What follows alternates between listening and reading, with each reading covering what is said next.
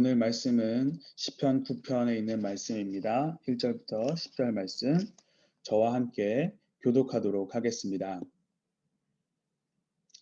오 여호와여, 내가 온 마음을 다해 주를 찬양하겠습니다.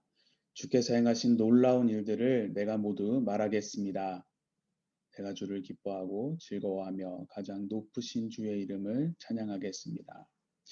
주 앞에서는 내 적들이 뒤돌아서다가 넘어져 멸망할 것입니다. 주께서 내 권리와 내 사정을 변호해 주셨으며 주의 옥좌에 앉으셔서 나를 의롭게 심판하셨습니다. 또 이방 민족들을 끄주지시며 악인들을 멸망시키시며 그들의 이름을 영원히 지워버리셨습니다. 적들이 멸망해 영원히 사라지고 주께서 그들이 살던 성들을 뿌리채 뽑으셔서 이제 아무도 그 성을 기억하지 못합니다. 오직 여호와만이 영원히 다스리십니다. 여호와께서 심판하시기 위해 옥좌를 준비하셨습니다. 주께서 세상을 의롭게 심판하실 것이며 모든 민족을 다스리실 것입니다. 여호와는 억압받는 사람들의 피난처이시며 환난 때 피할 요새십니다. 10절 말씀 함께 읽겠습니다. 여호와여, 주의 이름을 아는 사람들은 주를 신뢰할 것입니다. 이는 주를 찾는 사람들을 주께서 결코 버리지 않으시기 때문입니다. 아멘.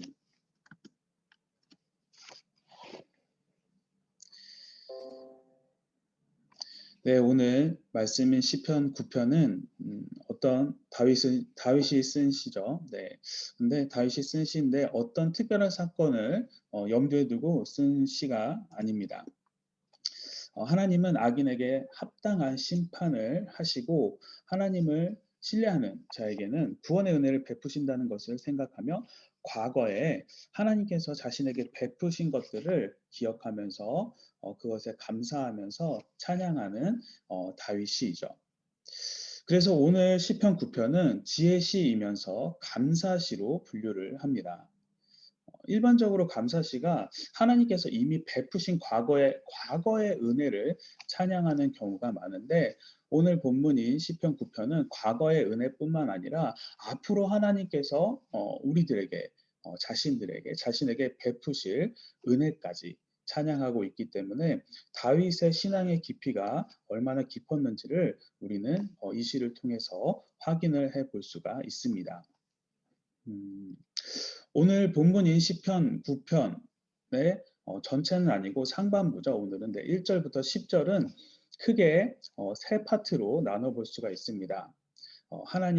하나님께 찬양을 드리는 1절과 2절, 그리고 하나님을 찬양하는 그 이유를 나열하고 있는 3절부터 6절, 그리고 이어지는 7절부터는 공의로우신 하나님을 향한 다윗의 신앙 고백, 이렇게 세 부분으로 나눠볼 수가 있습니다.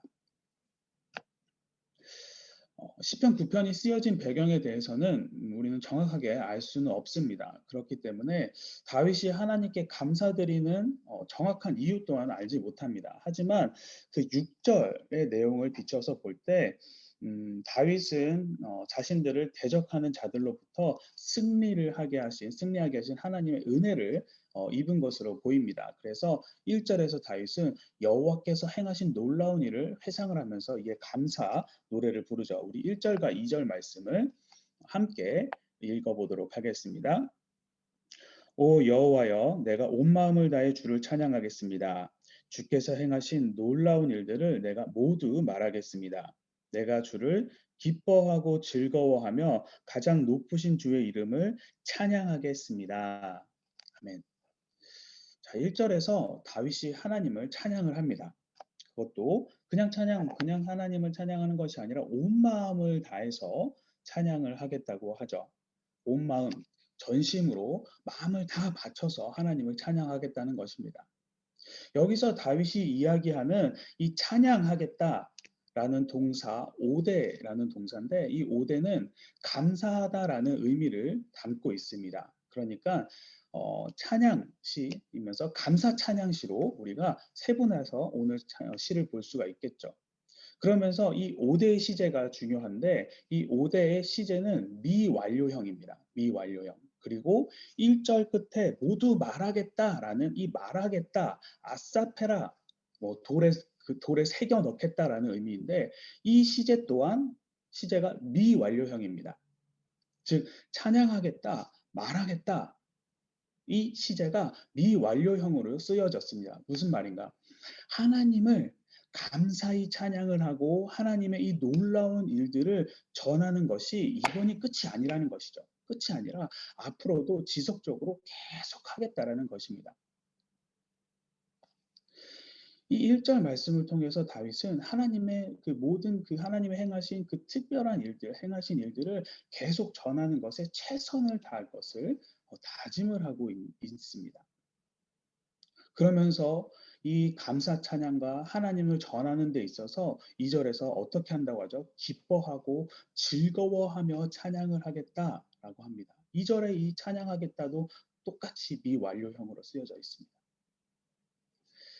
자, 다윗이 이렇게 하나님을 찬양하고 높이는 일에 즐거워하고 기뻐하는 것을 계속해서 할 수 있는 것은 하나님께서 그에게 은혜를 베풀어 주셨기 때문일 것입니다. 다윗은 대적들로부터 하나님께서 그에게 승리를 주셨기 때문에 하나님께 감사 찬양할 수밖에 없는 충분한 이유가 있었습니다. 그런데 다윗은 하나님을 찬양하되 그냥 찬양하는 것이 아니라 형식적이 아니라 온 마음을 다해 끊임없이 즐거워하며 기뻐 찬양하겠다라고 하죠. 이는 하나님께서 베푸신 은혜가 크고 놀라운 것도 있기 때문이지만 근본적으로 하나님의 은혜에 대해서 다윗이 하나님께 너무나도 감사하는 마음이 그에게 있었기 때문입니다. 하나님을 향한 우리들의 찬양이 오늘 다윗이 하나님께 드리는 찬양과 같아야 할 것입니다. 전심으로 끊임없이 감사드리는 찬양을 드릴 때 하나님께서는 우리의 찬양을 기뻐 받으십니다. 하지만 반대로 그 중심에 하나님이 빠진 그냥 습관적으로 형식적인 찬양에 하나님은 기뻐하지 않으십니다. 세상적인 노래를 부를 때에 팬들도 가수도 감동을 받아서 눈물을 흘리고 열광을 합니다. 하지만 하나님을 향해서 하나님의 이름을 높이는 찬양을 부를 때 우리의 마음을 온 마음을 다해서 끊임없이 계속해서 우리는 하나님을 찬양하고 부르짖고 있는가? 세상의 이야기를 담아서 부르는 노래, 감정을 잡고 마음을 담으면서 부르면서 하나님께서 행하신 놀라운 일들, 하나님의 은혜와 사랑에 감사 찬양을 하면서 감사 찬양을 부른다고 하면서 우리가 정말로 온 마음을 다해서 부르는지 한번 되돌아보는 시간을 가졌으면 좋겠습니다. 그냥 예배니까. 그냥 하나님 앞에 나와 왔다라는 그 시간이니까 찬양을 불러야 하니까 다른 사람들이 부르니까 그렇게 혹시 내가 부르고 있지는 않은가 한번 되돌아보고 되짚어보는 시간을 우리가 가져야만 할 것입니다. 우리가 이렇게 하나님께 감사 찬양을 온 마음을 다해서 만약에 드리지 않는다라고 하면은 하나님께서 행하신 일들이 별로 없어서인가? 그렇지 않죠. 하나님께서 우리를 위해서 행하신 일들이 얼마나 많습니까? 다른 것은 모른다고 해도 우리를 위해서 아들을 보내신 구원사역, 죽을 수밖에 없는 우리를 구원하시기 위해서 독생자 예수님을 보내셔서 십자가에 달려 죽기까지 하셨습니다. 하나님께서 우리에게 허락하신 이 구원의 은혜는 그 어떤 일보다도 크고 놀라운 것입니다. 다윗이 경험한 전쟁에서의 그 승리보다 더 크고 놀랍고 우리가 끊임없이 찬양을 해야 할 그래서 우리가 끊임없이 하나님을 찬양해야 할 놀라운 은혜이죠. 감사에 어떠한 감사를 드려도 부족한 것입니다. 하나님의 구원의 은혜 외에도 하나님께서는 우리들에게 언제나 항상 지금도 은혜를 베풀어 주고 계십니다. 오늘 새벽 우리들의 눈을 뜨게 하신 것도 은혜요. 숨을 쉬게 하신 것도 은혜고 아프지 않고 건강한 것도 이렇게 좋은 곳에서 신앙생활을 할 수 있게 하신 것도 모든 것이 다 하나님의 은혜입니다. 생각해 보면 우리는 하나님의 은혜 없이는 정말로 살아갈 수가 없는 존재들입니다. 우리가 이것을 안다면 우리가 어찌 하나님을 온 마음을 다해서 끊임없이 찬양을 하지 않을 수가 있겠습니까? 오늘 하루 하나님께서 우리에게 베푸신 크고 놀라운 은혜에 감사드리며 하나님을 찬양하기를 간절히 소망합니다. 우리는 언제 하나님께 감사를 드릴까요? 그냥 감사합니다 라고 하지는 않을 것입니다. 누구에게 괴롭힘을 당할 때 그 원수를, 오늘 다윗처럼 원수를 하나님께서 처리해 주셨을 때 하나님 감사합니다. 억울한 누명을 벗겨주셨을 때도 하나님 감사합니다. 내가 구했던 것을 하나님께서 주셨어요. 하나님 감사합니다.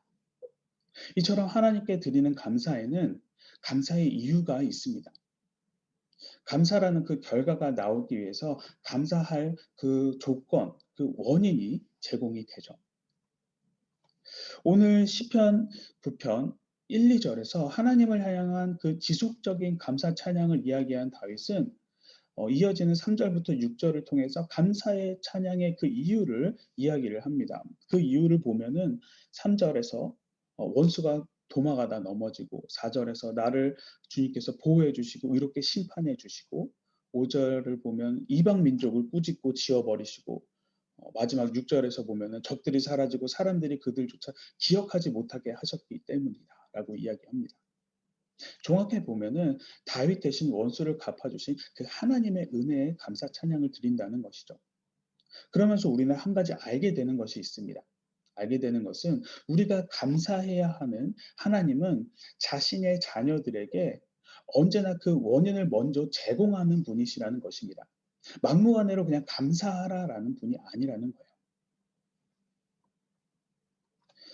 성경 저자들은 하나님으로부터 시작된 그 긍정적인 일들이 있을 때 감사 고백을 하라고 이야기를 합니다. 우리가 너무나도 잘 아는 말씀 역대상 16장 34절 여호와께 감사하라 그는 선하시며 그의 인자하심이 영원함이로다. 시편 18편 48절 49절에 보면은 주께서 내 원수에게서 나를 구원하시고 나를 높이시고 건지시니 내가 이방 나라 중에서 주께 감사하며 주의 이름을 찬송하리라. 신약에서 데살로니가 전서 5장 18절이죠. 암기하시는 분들도 많으실 텐데 범사에 감사하라. 이것이 하나님의 뜻이다. 라고 말씀을 하십니다. 이처럼 하나님께서는 아무 근거도 제시하지 않으시고 그냥 감사하라라고 하는 분이 아닙니다. 하나님은 감사할 만한 충분한 조건들을 우리들에게 이미 충분히 제공을 하셨어요. 그것을 보여주시면서 우리들에게 감사하라고 하십니다.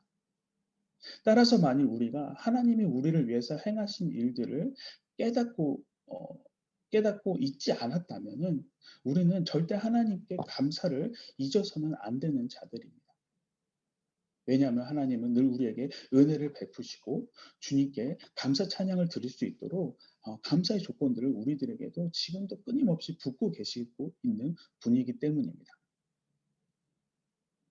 하나님은 다윗에게만 오늘 찬양을 부른 다윗에게만 이렇게 찬양을 하라고 하지 않으시고 우리들에게도 하나님의 이름을 높이라고 찬양을 하라고 하십니다. 하나님께서 우리에게 주신 그 은혜, 그 사랑, 행하신 일들을 하나하나 생각해 보면서 내가 하나님께 감사해야 될 것이 무엇인가 생각해 보시기 바랍니다. 앞선 1절부터 6절을 통해서 다윗은 하나님께서 자신의 적들을 멸망시키시고 이방 민족들로부터 자신을 구원하신 과거의 일들을 회상하면서 하나님께 찬양을 드립니다. 그리고부터 이어지는 7절부터는 공의로우신 성품에 입각하여서 심판하시는 하나님, 그리고 나의 피난처 되시는 하나님이라는 다윗의 신앙 고백으로 이어집니다. 우리 8절 말씀을 함께 읽겠습니다. 주께서는 세상을 의롭게 심판하실 것이며 모든 민족을 다스리실 것입니다. 아멘. 다윗은 하나님을 향한 고백으로 8절에서 보면은 하나님을 온 인류의 재판장으로 묘사를 합니다. 그러면서 재판장이신 하나님을 표현하기를 어떻게 표현하고 있습니까? 세상을 의롭게 심판하신다라고 이야기를 합니다.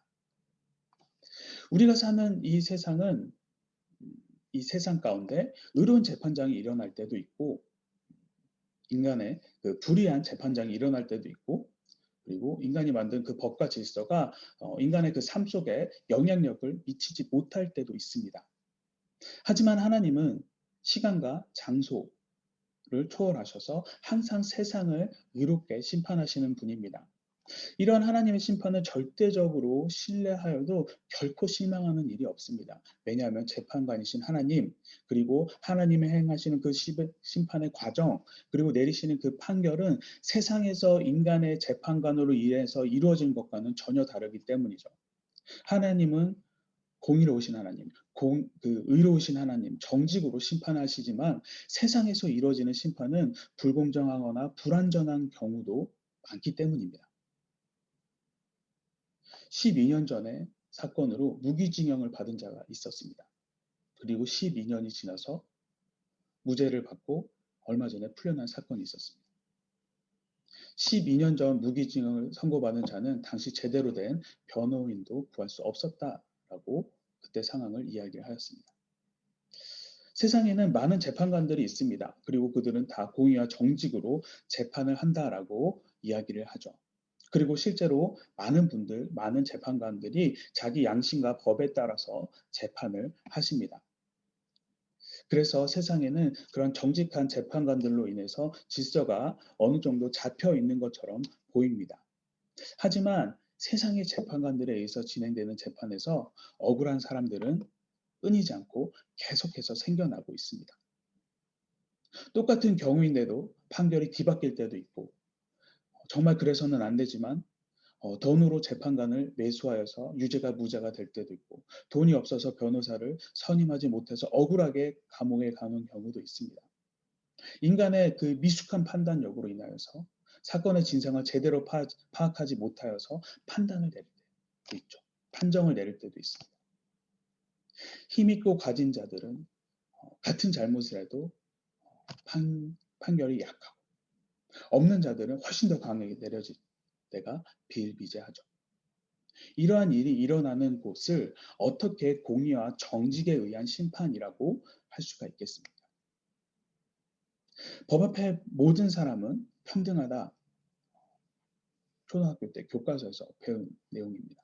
하지만 요즘 뉴스를 보고 요즘의 세상이 돌아가는 것을 보면은 그 말을 정말로 인정하는 사람이 얼마나 될지 생각을 해봅니다. 하지만 여호와 하나님이 재판장이시라면 어떨까요? 하나님 앞에서는 사정이 다릅니다. 하나님은 언제나 의로우십니다. 공의로우십니다. 그리고 전지하신 분이죠. 판단력은 완전하시고 통찰력은 인간의 그 깊은 속마음까지도 꿰뚫어 보실 정도로 정확하십니다. 그러기에 하나님의 재판은 언제나 틀리지 않고 옳습니다. 또한 하나님 앞에서는 강한 자나 약한 자나 가진 자나 못 가진 자나 공평하게 대우를 받습니다. 하나님 앞에서는 오직 그 행위에 따라 심판을 받습니다. 행위로 인해서 심판을 받습니다. 하나님은 공의로 정직으로 심판을 행하시는 의로운 재판장이시기 때문에 그에 합당한 보응을 하시는 분이십니다. 그렇기 때문에 8절에 하나님을 세상을 의롭게 심판하실 것이라는 이 다윗의 고백은 그냥 다윗이 기분이 좋아서 신이 나서 하는 소리가 아니었습니다. 다윗이 경험한 하나님이 어떠한 분인지를 토대로 하여서 나온 다윗의 신앙 고백이죠. 다윗은 지금 하나님께서 자신의 구원의 호소를 들으시고 자신의 적들을 공의롭게 심판하신 사실을 체험한 그 고백을 하고 있는 것입니다. 하나님께서는 선을 행한 자에게는 상을 내리시고 악을 행한 자에게는 벌을 내리시는 분이십니다. 하나님의 심판에는 억울한 사람이 생기지 않습니다. 억울하여서 한순 지으며 유전이 무죄가 되고 무전이 유죄. 그리고 탄식하면서 가슴을 치는 사람은 하나님 앞에 없습니다.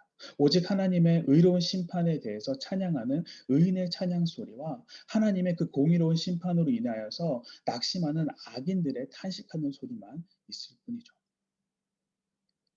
이런 공의로운 심판자 되신 하나님께서는 억압받는 자들의 피난처 되시며 요새가 되어 주십니다.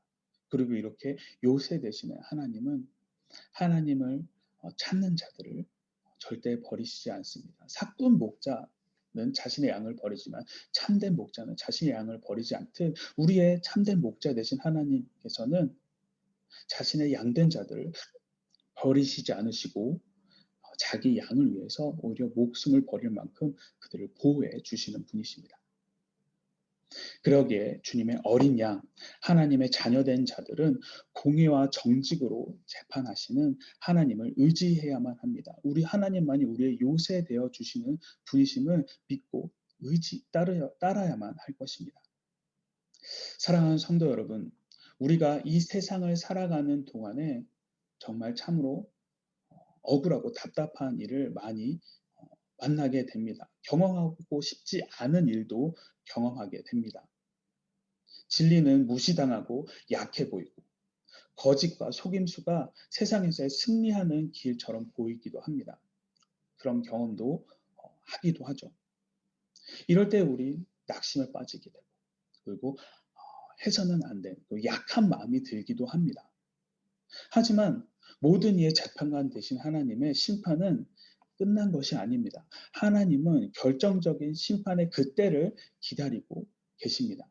그때가 되면 악인은 심판을 받고 의인은 보상을 받는 하나님의 그 공의가 이 땅 가운데 세워질 것입니다. 이런 사실을 믿고 조금 답답한 일이 있더라도 하나님께서 베푸신 은혜에 감사 찬양을 올려드리며 하나님을 신뢰하며 살아가는 우리 모두가 되기를 주님의 이름으로 간절히 소망합니다. 오늘 말씀을 가지고 지금 이 시간 우리 함께 기도하도록 하겠습니다. 첫 번째, 하나님을 찬양하는 나의 모습을 되돌아보고 하나님께 찬양을 드릴 때에 오늘의 다윗처럼 온 마음을 다해서 그리고 끊임없이 주님을 찬양하는 자가 될 수 있도록. 두 번째, 하나님께서는 우리를 아부다비에 보내시면서 직장과 생활과 자녀와 우리 신앙 가운데 많은 것들을 준비해 주셨고 그것을 베풀어 주셨습니다. 주님께서 우리에게 베푸신 은혜에 감사하며 하루하루 살아갈 수 있도록. 그리고 세 번째, 언제나 의로운 재판장 되시는 하나님 심판대 앞에 섰을 때에 탄식하는 자가 되는 것이 아니라 주님을 향해서 기뻐 찬양하는 자가 될 수 있도록 이 세 가지 기도 제목을 가지고 지금 이 시간 우리 함께 기도하도록 하겠습니다.